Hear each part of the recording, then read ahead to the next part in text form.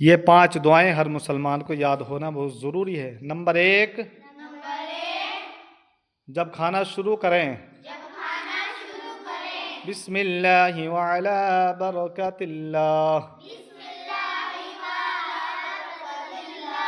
Number 2، شروع میں اس کو پڑھنا بھول جائیں تو یاد آنے پر یہ پڑھیں بسم اللہ اولہ وآخرہ۔ نمبر 3، کھانے کے درمیان یہ پڑھیں یعنی بیچ میں سبحان اللہ الحمدللہ اللہم لک الحمد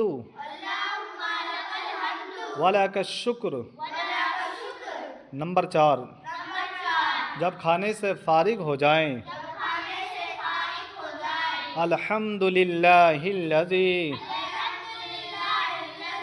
اطعمنا وسقانا وجعلنا من المسلمین۔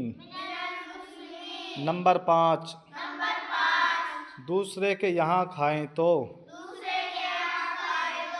یعنی رشتہ دار میں پریوار میں کہیں دعوت ہوتی ہے تب اللہم اطعم من اطعمنی واسقی من سقانی۔